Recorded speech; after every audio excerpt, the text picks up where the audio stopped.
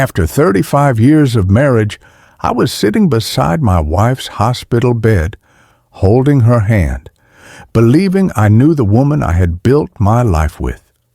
Her name was Laura Carter.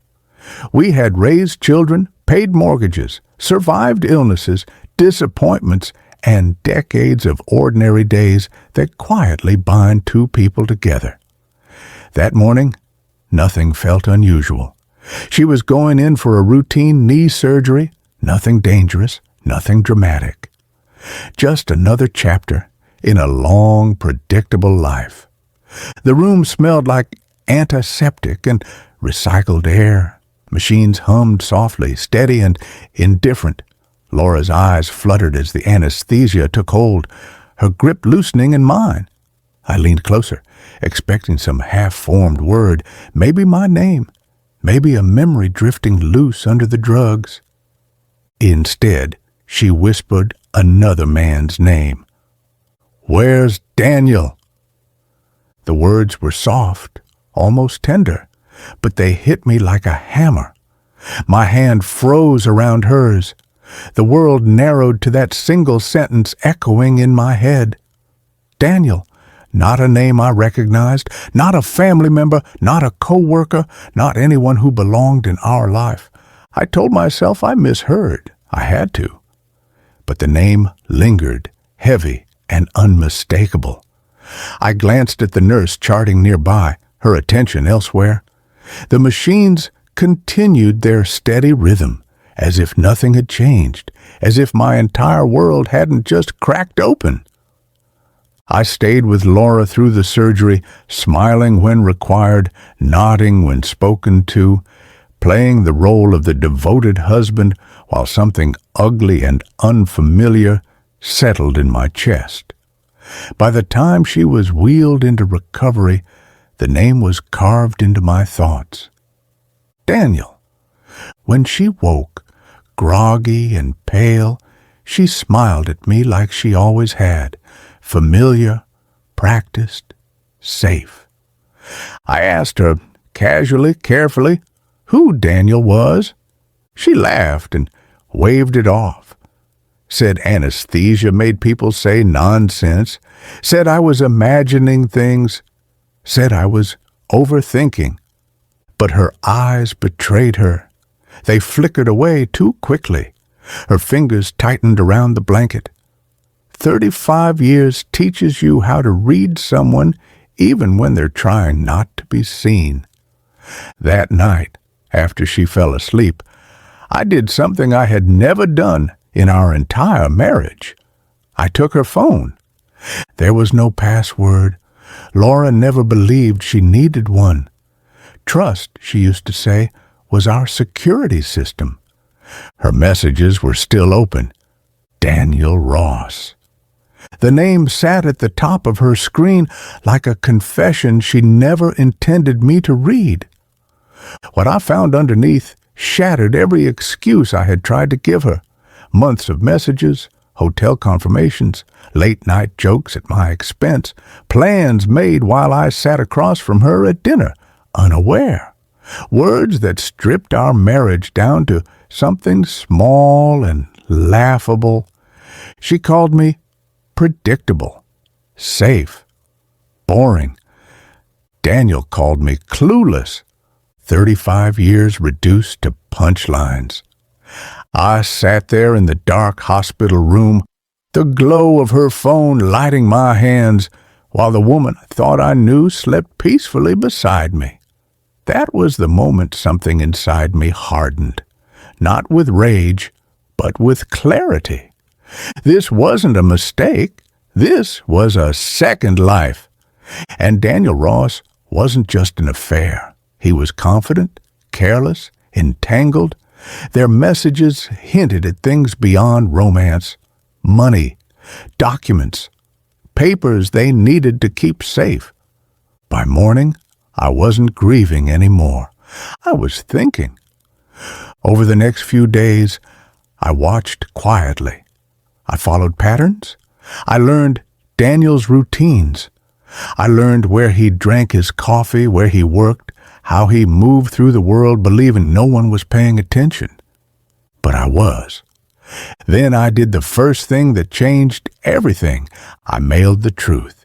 No note, no explanation, just photographs, printed clearly. Laura and Daniel together, smiling in places I had never been invited. I sent them to his wife, Evelyn Ross, and I waited. The explosion came faster than I expected. Daniel panicked. Laura unraveled. Lies began colliding with reality, and cracks spread through the careful structure they had built behind my back. Evelyn reached out to me quietly, cautiously. She had discovered things too. Financial records, accounts, evidence that Daniel's betrayals extended far beyond infidelity. That's when I realized Laura hadn't just cheated on me.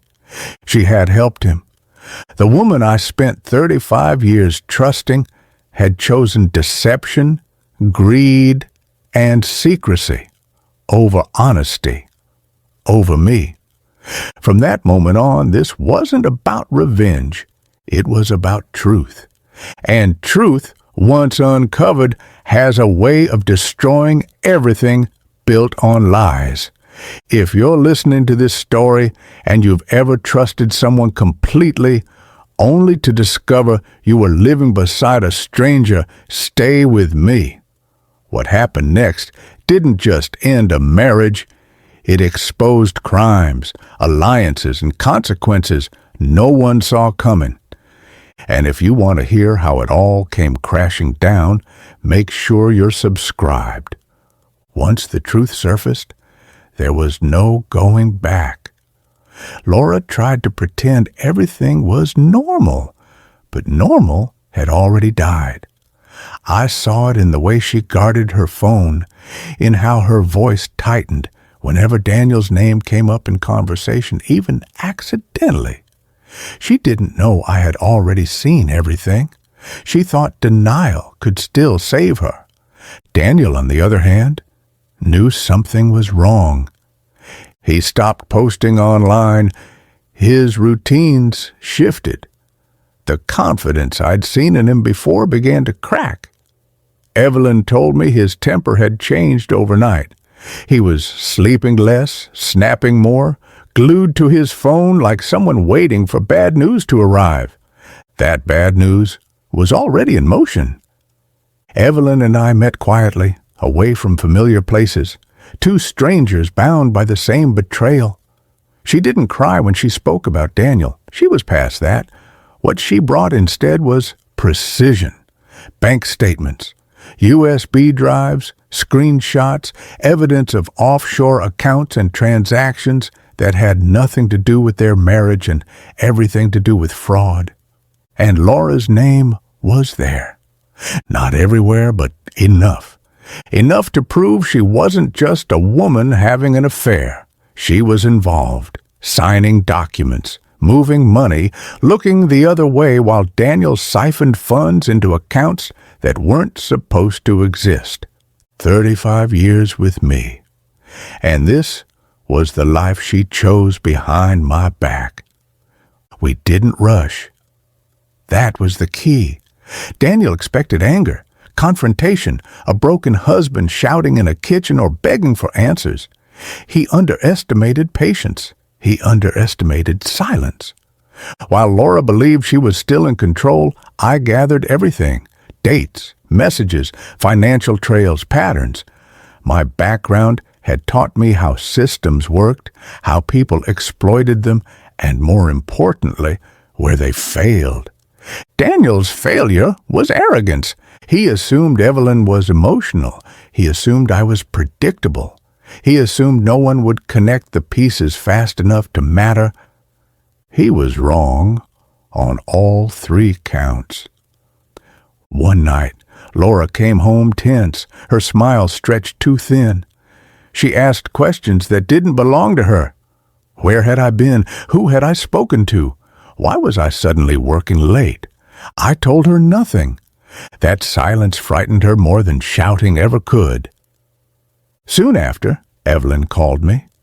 Daniel had hired someone, a private investigator. He was trying to find out who had sent the photos, who was digging, who knew too much. Watching him scramble confirmed something important. We were close. The evidence Evelyn uncovered was devastating. Daniel had been laundering money through shell companies, fake invoices, redirected funds. It wasn't just unethical, it was criminal. And Laura's involvement, even if limited, tied her fate to his. We moved fast after that. Through a discreet attorney, we handed everything over, carefully, methodically. No leaks, no warnings, no chances for damage control. Once the process started, it couldn't be stopped. The morning Daniel was arrested, I stood across the street from his office and watched it happen.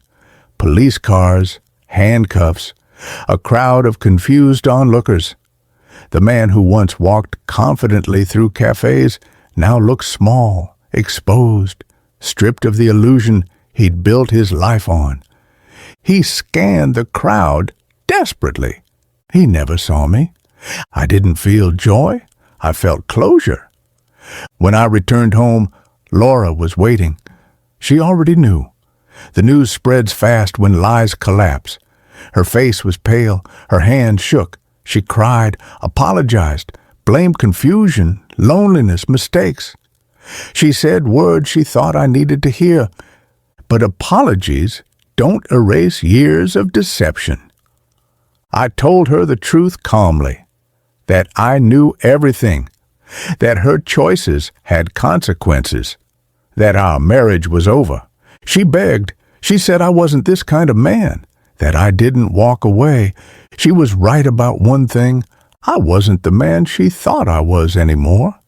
I packed that night, quietly, efficiently. 35 years fit into one bag when the memories stopped meaning what they used to. I left her standing in the doorway of the life she dismantled herself. Freedom doesn't feel dramatic when it arrives. It feels quiet, unfamiliar, like standing in an empty room after a long storm. In the days that followed, I moved into a small apartment. No shared history, no ghosts, just space, time, breath. Evelyn and I stayed in touch, not romantically, not yet. We understood each other in a way few people ever could. We had both been erased from our own marriages while standing right inside them. Daniel faced prison. Laura faced investigations of her own. The life they built in secret collapsed publicly, piece by piece. And I began to rebuild. If you think this is where the story ends, you're wrong. Because the hardest part isn't exposing the truth, it's deciding what kind of life you live after everything you believed in disappears. I'll tell you what happened next. The letter Laura sent me. The choice I had to make. And how betrayal, when faced head-on, can sometimes lead to something unexpected. If this story resonates with you, take a moment to like the video, subscribe to the channel, and share your thoughts in the comments. Your support helps these stories reach people who need them. Life didn't rush back in after I left. It arrived slowly, like light returning to a room you forgot had windows. The apartment was quiet in a way my old house never was. No shared routines, no forced conversations, no pretending everything was fine when it wasn't. Just space and the sound of my own thoughts for the first time in decades. A week after Daniel's arrest, a letter arrived. I recognized Laura's handwriting instantly. Careful, familiar, a style shaped by years of grocery lists and birthday cards. I didn't open it right away. I let it sit on the counter, untouched. like a final test of whether her words still had power over me. When I finally read it, the letter was full of regret. She wrote about loneliness, about feeling invisible, about how the affair started small and grew into something she couldn't control. She apologized. She asked for forgiveness.